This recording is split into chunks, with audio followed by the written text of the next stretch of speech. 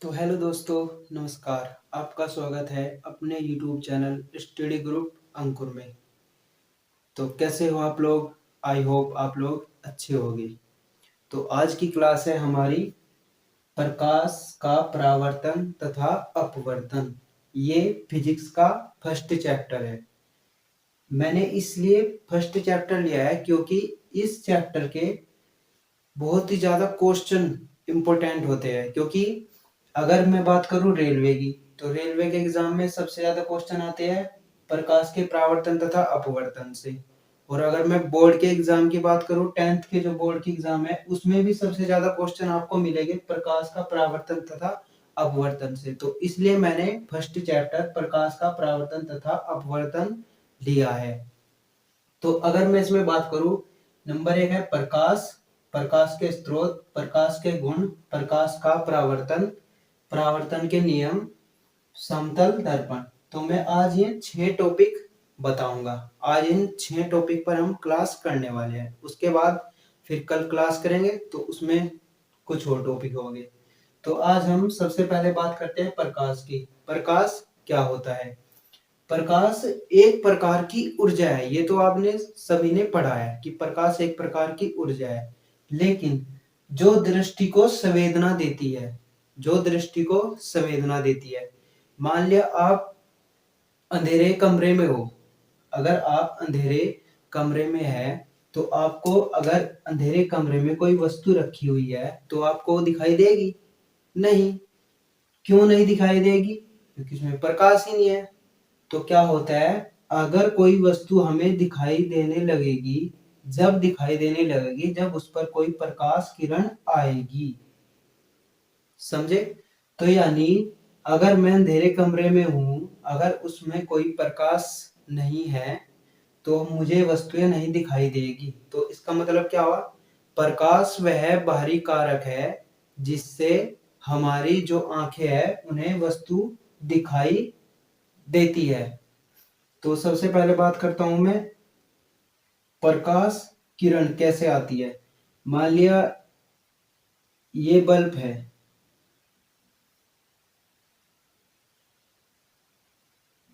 ये बल्ब है, ये जला और इससे प्रकाश आपतित हुआ। ठीक। अब आपतित हुआ, मान लिया ये कोई वस्तु रखी हुई है और ये कोई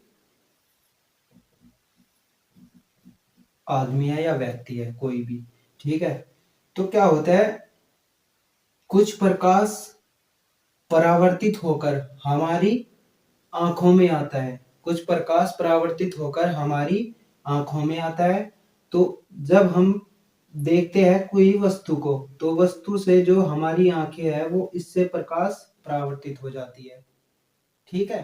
तो यानी कुछ प्रकाश परावर्तित होकर, तो प्रकाश वह बाहरी कारक है जिससे वस्तुएं दिखाई देती है। और आंख वह यंत्र है, आंख वह यंत्र है जिससे प्रकाश की सहायता से वस्तु का आकार पता चलता है। तो यानी अगर ये वस्तु है तो कैसे पता लगेगी ये कौन सी वस्तु है? पेन है या मार्कर है या कोई किताब है, किससे पता लगेगा? वो पता लगेगा आंख से। तो प्रकाश वह बाहरी कारक है जिससे वस्तु दिखाई देती है। आंख वह यंत्र है जिससे वस्तु का आकार पता चलता है। तो ये हमारा क्या था? प्रकाश।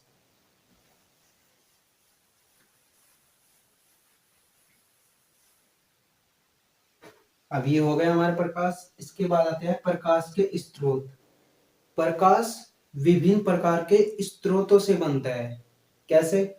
जैसे मान लिया एक हो गया है हमारा प्राकृतिक स्रोत, प्राकृतिक स्रोत। और एक हो गया हमारा मानव निर्मित।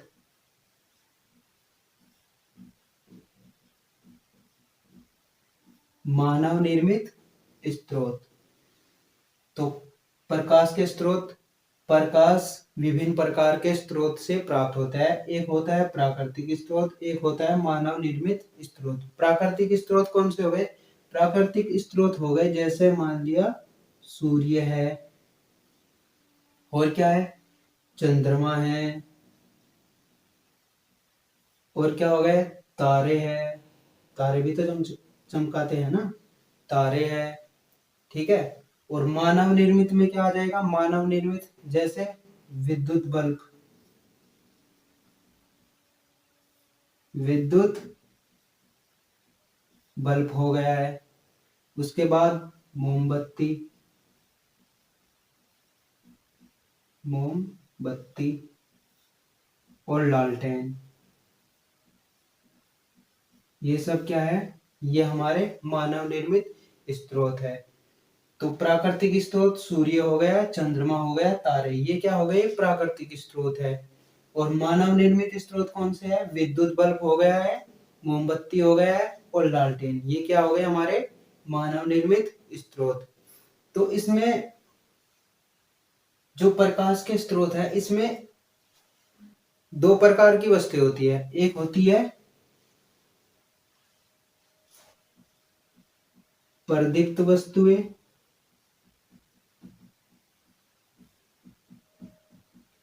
और एक होती है अदीप्त वस्तुएं। अदीप्त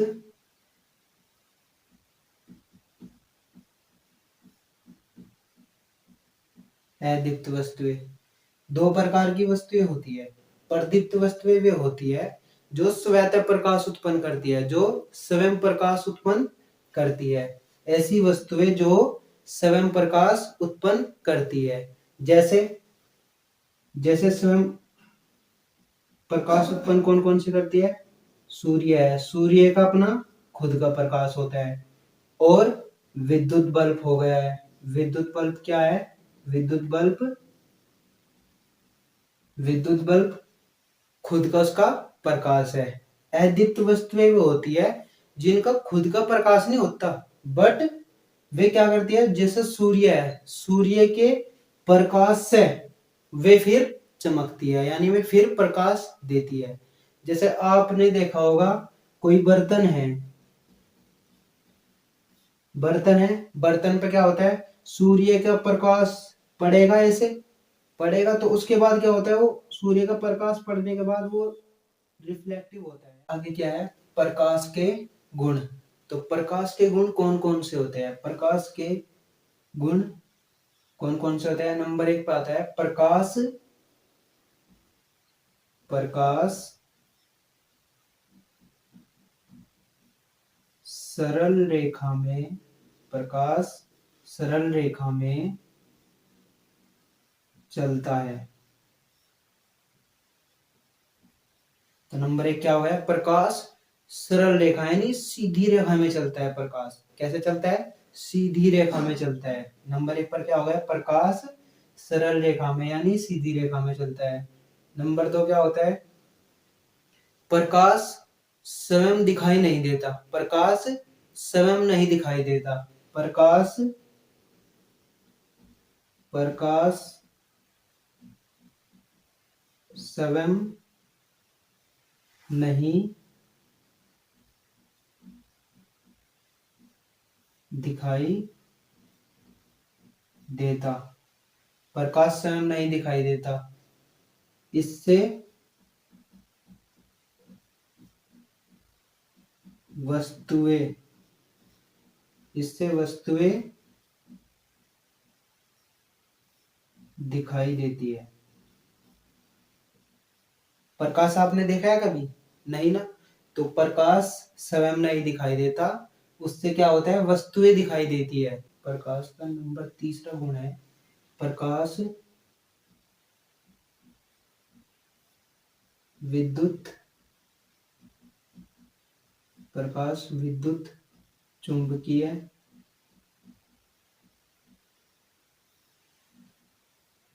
तरंगों के, तरंगों के रूप में चलता है। तो नंबर तीसरा क्या होगा? प्रकाश विद्युत चुंबकीय तरंगों के रूप में चलता है। नंबर 4 क्या है? नंबर 4 है प्रकाश पारदर्शी माध्यम में, प्रकाश पारदर्शी माध्यम में गुजर सकता है परंतु अपारदर्शी माध्यम में गुजर नहीं सकता। पारदर्शी माध्यम कौन कौन से हो गए? प्रकाश पारदर्शी पारदर्शी माध्यम से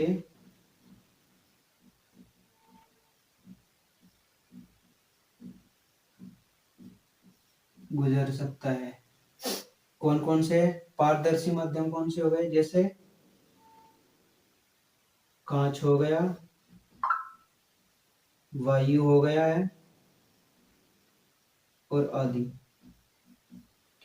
उसके बाद अपारदर्शी अपारदर्शी माध्यम कौन सा हो गया? अपारदर्शी अपारदर्शी माध्यम, इसमें क्या होगा? इसमें प्रकाश नहीं गुजर सकता। जैसे लकड़ी हो गया है, लकड़ी और लोहा आदि। इसमें क्या होगा? इसमें प्रकाश गुजर नहीं सकता। जैसे मान लो कोई लकड़ी है, अब उसमें हम क्या करेंगे? प्रकाश ऐसे दिखाई देंगे, ऐसे ऐसे ऐसे। क्या होगा? उसमें प्रकाश आर पार ही नहीं होने का। तो क्या होगा? अपारदर्शी माध्यम में दिखाई नहीं देता प्रकाश। ठीक है। और नंबर 5 होता है प्रकाश निर्वात में चल सकता है। प्रकाश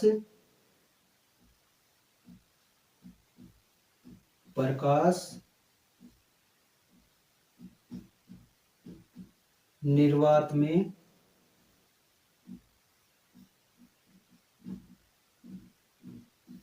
चल सकता है। प्रकाश निर्वात में चल सकता है। और इसकी चाल कितनी होती है? प्रकाश निर्वात में इसकी चाल होती है 3 गुणा 10⁸ मीटर प्रति सेकंड। ये प्रकाश की निर्वात में चाल है। प्रकाश की निर्वात में चाल कितनी होती है? 3 गुणा 10⁸ मीटर प्रति सेकंड। तो ये 5 गुण हैं प्रकाश के। तो इनको बहुत ही अच्छी तरह हमें याद कर लेना है। ठीक है। 5 पॉइंट है। प्रकाश सरल रेखा में चलता है। प्रकाश स्वयं नहीं दिखाई देता, इससे क्या होता है? वस्तुएं दिखाई देती है। प्रकाश विद्युत चुंबकीय तरंगों के रूप में चलता है। प्रकाश पारदर्शी माध्यम से गुजर सकता है, अपारदर्शी माध्यम से नहीं गुजर सकता। प्रकाश निर्वात में चल सकता है। इसकी चाल कितनी होती है? 3 गुणा 10⁸ मीटर प्रति। तो अब हम आगे बात करते हैं प्रकाश का परावर्तन। प्रकाश का परावर्तन क्या होता है? जब कोई प्रकाश किरण किसी माध्यम में आती है, जब कोई प्रकाश किरण किसी माध्यम में आती है तो वह किसी चमकदार तल से टकराकर उसी माध्यम में वापस लौट जाती है। तो इसे क्या कहते हैं? प्रकाश का परावर्तन। तो प्रकाश का परावर्तन हम अब चित्र की सहायता से समझेंगे। प्रकाश का परावर्तन क्या होता है? ये कोई चमकदार तल है। ये क्या है? कोई चमकदार तल है। चमकदार तल, चमकदार तल। ये क्या है? कोई चमकदार तल है। कोई प्रकाश किरण आई, ये कोई प्रकाश किरण आई, प्रकाश किरण आई और ये क्या होगी? इसी माध्यम में वापस लौट जाती है। जब कोई प्रकाश किरण किसी माध्यम में आती है तो वह चमकदार तल से टकराकर उसी माध्यम में वापस लौट जाती है। उसी माध्यम में वापस लौट जाती है। उसी माध्यम में वापस लौट जाती है। ठीक है। और इसमें क्या होता है? एक अभिलंब होता है। इसमें क्या होता है? एक अभिलंब। ये ए एक रेखा आई आपतित हुई और ये बी परावर्तित। यू मान लो एल और ये है ओ। ठीक है। तो ये जो आने वाली है किरण, इसको बोलते हैं हम आपतित किरण। आपतित किरण। और जो तल से टकराकर वापस हो जाती है इसको बोलते हैं हम परावर्तित किरण। परावर्तित परावर्तित किरण। और जो ये बीच में है इसको बोलते हैं हम अभिलंब। अभिलंब, ठीक है। जो आपतित किरण और अभिलंब के बीच बना कोण ये होता है आपतन कोण। इसको बोलते हैं हम आई। ये क्या है? आपतन कोण। आपतन कोण। और जो परावर्तित किरण और अभिलंब के बीच बनने वाला कोण क्या होता है? परावर्तन कोण। इसको बोलते हैं हम आर। ठीक है भाई। तो यानी आपतित किरण और अभिलंब के बीच बनने वाला कोण आई, और अभिलंब और परावर्तित किरण के बीच बनने वाला कोण परावर्तन कोण। अब इसमें परावर्तन के नियम भी होते हैं। परावर्तन के नियम दो नियम होते हैं। तो प्रथम नियम समझेंगे हम क्या होता है। प्रथम नियम, परावर्तन का प्रथम नियम होता है आपतन कोण आई, आपतन कोण आई तथा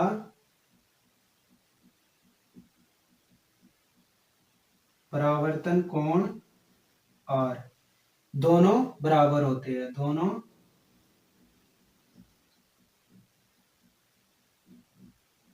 बराबर होते हैं। यानी जो कोण आई है वो बराबर होता है कोण आर के। ये हमारा परावर्तन का प्रथम नियम है। और द्वितीय नियम क्या है?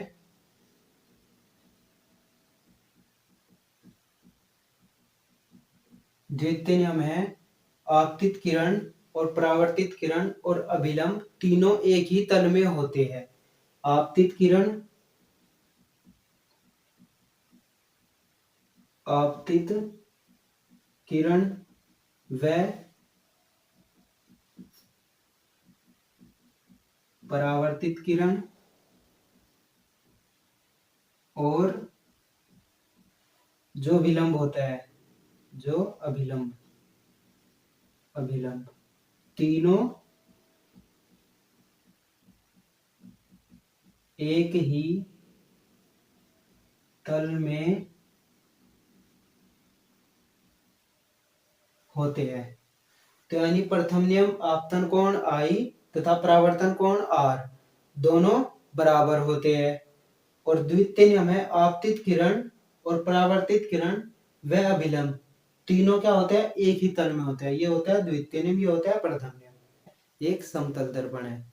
तो समतल दर्पण में आपने देखा होगा जो आपका चेहरा होता है वो कैसा दिखाई देता है? बड़ा दिखाई देता है, छोटा दिखाई देता है? जैसा आपका चेहरा है ऐसा ही तो दिखाई देगा ना। तो समतल दर्पण, समतल समतल दर्पण से, समतल दर्पण से बने प्रतिबिंब, प्रतिबिंब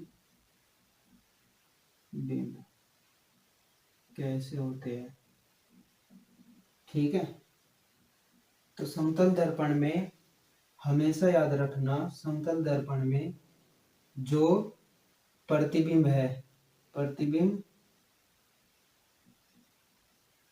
प्रतिबिंब आभासी तथा सीधा होता है। ठीक है। तो जो समतल दर्पण में प्रतिबिंब होता है वो कैसा होता है? सीधा और आभासी होता है। ठीक है। क्योंकि अगर आप अपना चेहरा देखोगे तो वो कैसे देगा? उल्टा दिखाई देगा, सीधा ही तो दिखाई देगा ना। तो क्या होगा? जो समतल दर्पण है उसमें हमेशा आभासी और सीधा दिखाई देगा। उसके बाद वस्तु की दूरी, वस्तु की दूरी तथा प्रतिबिंब की, प्रतिबिंब की दूरी समान होती है, समान होती है। यानी वस्तु की दूरी और प्रतिबिंब की दूरी के बीच उतना ही अंतर होगा जितना प्रतिबिंब की दूरी के बीच में अंतर हो। तीसरे पॉइंट की बात करूं मैं तो प्रतिबिंब का आकार, प्रतिबिंब का आकार तथा वस्तु का आकार, दोनों क्या होते हैं, समान होते हैं, समान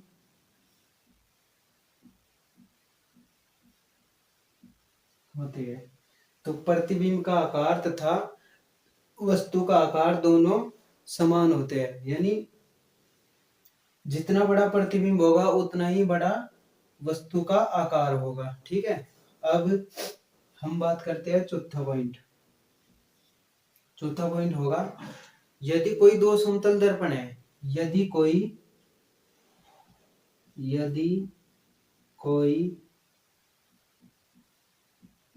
दो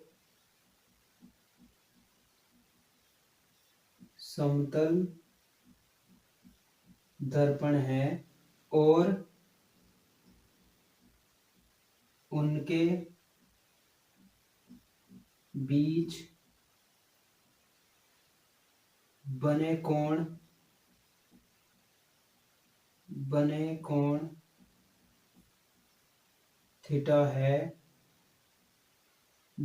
थीटा है, तो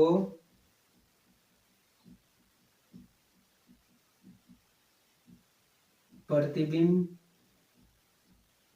की संख्या, बने कोण थीटा है तो प्रतिबिंब की संख्या विषम होगी,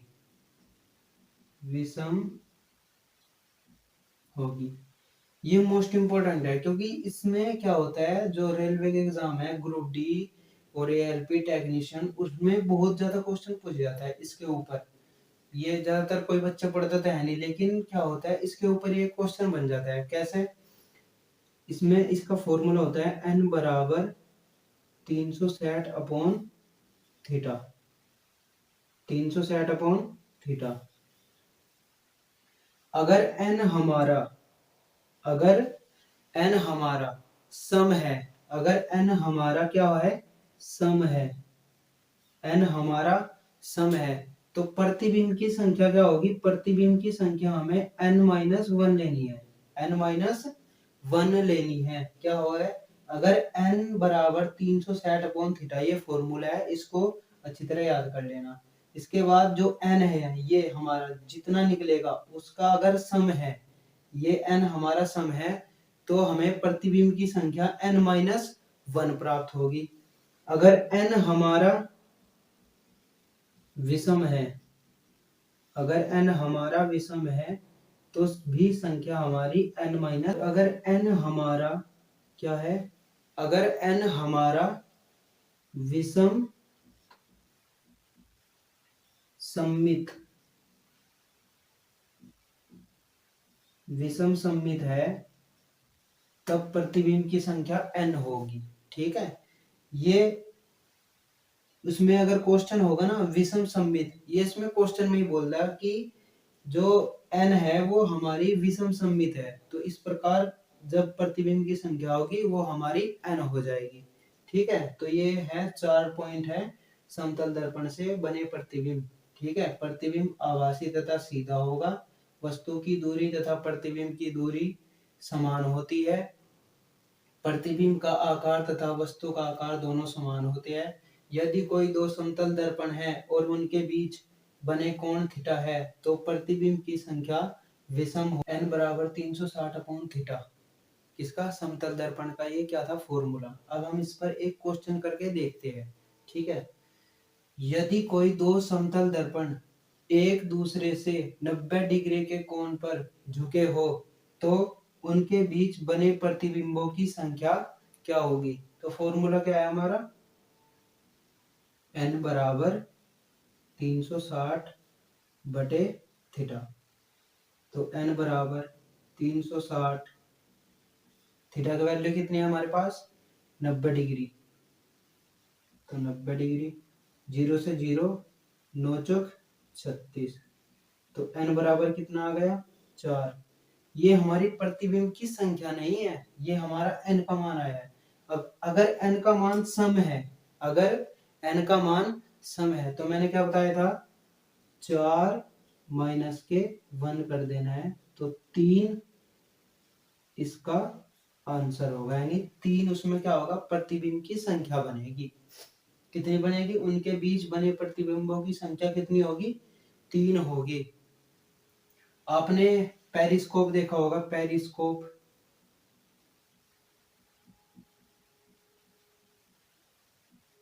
पेरिस्कोप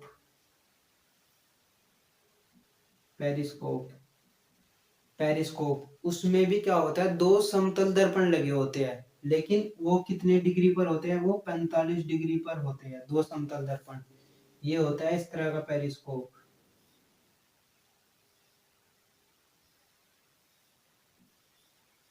ये इस तरह का पेरिस्कोप होता है। एक समतल दर्पण यहाँ पे लगा होता है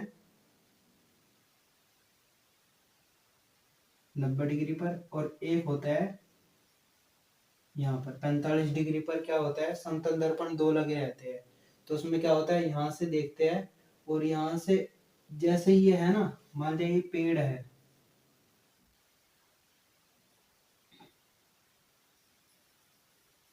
ये कोई पेड़ है, इसमें क्या होगा ये इसका चित्र दिखेगा इस तरह, इस पे टकराएगा। तो ये जब इस पे टकराएगा तो ये इसका चित्र इस पर दिखता है। फिर क्या होता है जो व्यक्ति यहाँ पे होता है, जो व्यक्ति यहाँ पे होता है उसकी आंखों पे टकराता है फिर यहाँ से। तो इस प्रकार पेरिस्कोप का यूज होता है। ठीक है, तो आपको कैसी लगी वीडियो, आई होप अच्छी लगी होगी। तो नीचे सब्सक्राइब का बटन है और कमेंट करो और लाइक करो।